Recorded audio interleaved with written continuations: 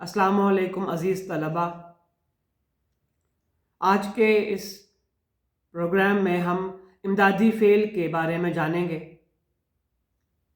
امدادی فعل وہ فعل ہے جو جملے میں اصل فعل کے بعد آ کر اس کے معنی و مفہوم میں وسعت و ابلاغ پیدا کرتا ہے۔ اسی کی وجہ سے جملہ اپنی کامل صورت میں تکمیل کو پہنچتا ہے۔ اس کی مثال یہ ہے کہ بچہ رو پڑا۔ سامعین کھلکھلا کے ہنس پڑے۔ اب ان دونوں جملوں میں کھلکھلا کے ہنسنا اصل فعل ہے، ہنسنا اصل فعل ہے، جبکہ پڑھنا سے پڑھے امدادی فعل ہے۔ بچہ رو پڑا، رونا اصل فعل ہے اور پڑھا امدادی فعل ہے۔ کتاب میز پر رکھ دو، رکھنا اصل فعل ہے اور دینا سے دو امدادی فعل ہے۔ تو یہ ہے امدادی فعل۔ امتحانات میں آپ کو مصادر دے دیے جاتے ہیں کہ ان دیے گئے مصادر کو جملوں میں بطور امدادی فعل استعمال کریں۔ تو آپ کا یہ کام ہوتا ہے کہ آپ اپنی سمجھداری سے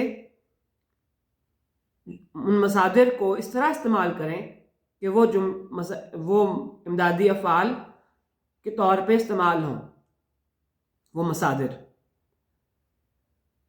جیسے کہ مثال دیکھیے، جانا ایک مصدر ہے۔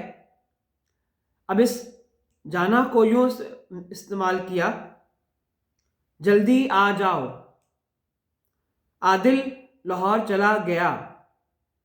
اب یہ جانا کو جاؤ کی صورت میں اور چلا گیا جو ہے یہاں پہ امدادی فعل ہے۔ چلا جانا اصل فعل ہے اور گیا جو ہے وہ جانا کی صورت میں استعمال ہوا ہے۔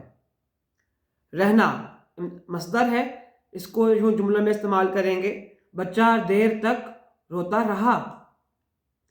اب رہنا یہاں پہ امدادی فعل ہے، رونا یہاں پہ اصل فعل ہے۔ اسی طرح سے بادل گرجتے رہے، گرجنا اصل فعل ہے، رہنا سے رہے امدادی فعل ہے۔ پڑھنا گلدان زمین پر گر پڑا، گرنا اصل فعل ہے، پڑھنا امدادی فعل ہے۔